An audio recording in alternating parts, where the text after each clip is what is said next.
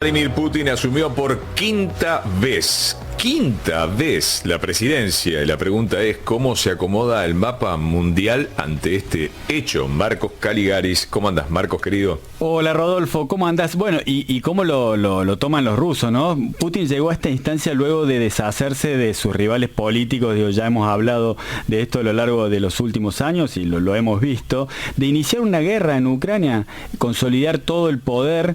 Bueno, su nuevo mandato va a expirar recién en 2030, o sea que no se modifica lo que está insinuando a nivel internacional con el avance sobre Ucrania y lo convierte en el líder del Kremlin con más años en ese cargo desde Stalin. Esta ceremonia fue en el Gran Palacio del Kremlin, allí juró sobre la Constitución y prometió defenderla ante una multitud de líderes, Rodolfo, que estaba cuidadosamente seleccionada.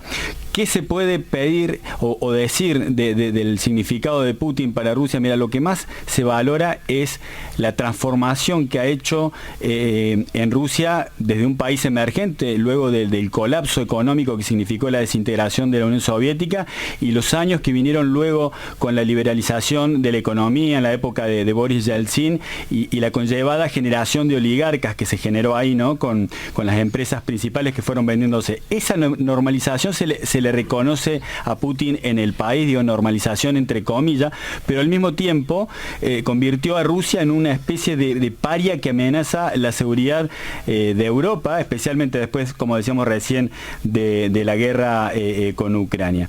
¿Qué dijo Putin? Vamos a escuchar un fragmento porque si bien no se refirió puntualmente a la guerra con Ucrania, dejó un mensaje que tiene que ver con este hecho allí en el este de Rusia. Uверенно miramos hacia adelante con confianza y planificamos nuestro futuro. Estamos planificando y ejecutando ya nuevos proyectos y programas para que nuestro desarrollo sea aún más dinámico e incluso más poderoso. Somos una gran nación unida y juntos superaremos todos los obstáculos. Pondremos en práctica todos los planes. Juntos venceremos.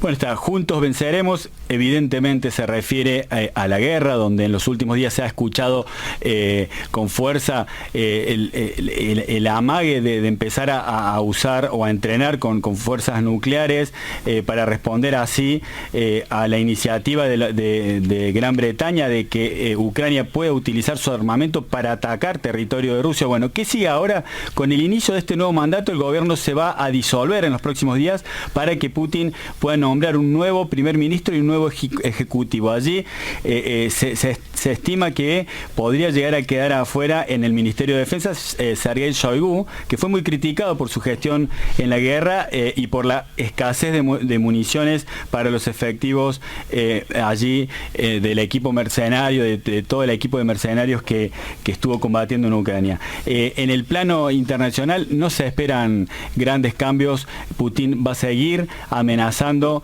y haciendo tierra arrasada, Rodolfo, en Ucrania hasta quedarse con su objetivo, que es sobre todo el este de ese país. Yo me quedo siempre con una sensación de cuando fui al Mundial. Putin le devolvió al ciudadano ruso la sensación de grandeza, la búsqueda de grandeza que siempre fue parte, desde los zares para acá, en medio de hambrunas, en medio de asesinatos de millones, en medio de locuras, fue parte de la vida del pueblo ruso, que termina cuando fracasa la perestroika, termina todo en la nada y quedan realmente huérfanos de todo, de ese estado. Putin recupera algo de esa sensación, incluso en las imágenes religiosas que vuelve a colocar. Sin ningún tipo de miramientos vuelve a recuperar esa sensación de volver a ser grandes y dejando otras cuestiones como las libertades, por ejemplo, sí. de costado. Y pareciera que no les importa mucho, ¿no? Coincido con vos, Rodolfo. Como si fuera un precio a pagar. Totalmente. ¿Me entendés? Es una locura para nosotros de este lado del mundo pensar en una guerra, pensar en matar a personas que estuvieron siendo parte de la Unión Soviética, o sea, de tu mismo pueblo. Putin se ha expresado en varias oportunidades a favor o mostrando admiración de alguna manera a lo que fue la Unión Soviética y también el Imperio ruso. Eso habla de los ánimos de grandeza, de volver a restaurar esas fronteras del país más grande del mundo, y lo ha hecho de alguna manera en Ucrania y hacia otras latitudes, y eso en la calle se lo celebran, se sienten en el mapa nuevamente, aunque en la economía los datos no sean muy... y no por la guerra. Claro, ya se ha convertido en economía de guerra, donde sobre todo... No, y le preguntás a los chicos, Marcos, a los más jóvenes, y saben que no hay libertad. Digo, los más jóvenes por ahí son con los que sueñan con otro tipo, con algo más parecido a una democracia, como le pasó a los jóvenes de Ucrania. Están lejos de eso, no dejan de reconocerlos. Mira, Rodolfo, en mi experiencia, ¿no? de los años que he estado ahí, a diferencia de la Unión Soviética, que yo digo, no me tocó vivir por una cuestión generacional, digo, hoy ellos pueden acceder a la mayoría de los medios, ¿no? Ellos podrían entrar a cadena3.com, no así a la CNN y otros medios que han bloqueado, pero en general se puede ingresar. Lo hacen. Ahora, el sueño de un ruso promedio es irse a vivir a Europa o a Estados Unidos, y lo sigue siendo. O sea, hoy se estudia inglés bueno, viste la cantidad de casas bloqueadas, de fortunas bloqueadas en Londres. Exacto. Y en el resto de Europa, ¿no? Y acá en Argentina tenemos muchos casos, el año pasado, ¿no? de rusas que venían a tener hijos acá para poder tener la posibilidad de ingresar a Estados Unidos luego con ese pasaporte. Es muy difícil entrar hoy, prácticamente imposible, y quedarse en Europa con pasaporte ruso. Ahora con un pasaporte argentino es mucho más simple, aunque se puede entrar como turista y después se la verán, pero digo, te diría que es uno de los sueños de un ciudadano ruso, es poder vivir en otro lugar. Bueno, la discusión era qué países del mundo tenían más dólares fuera de Estados Unidos, y había dos países que competían. Sí.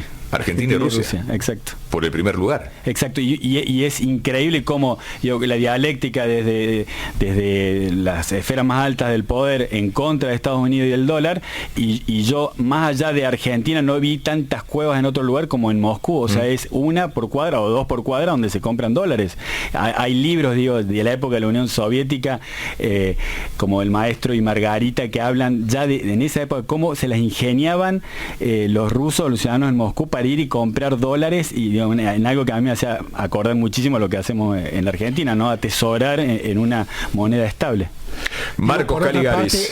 Estos parecidos que hay entre Argentina y Rusia, ¿no? Que son el complejo de inferioridad frente a Europa y a los países capitalistas democráticos, ¿no?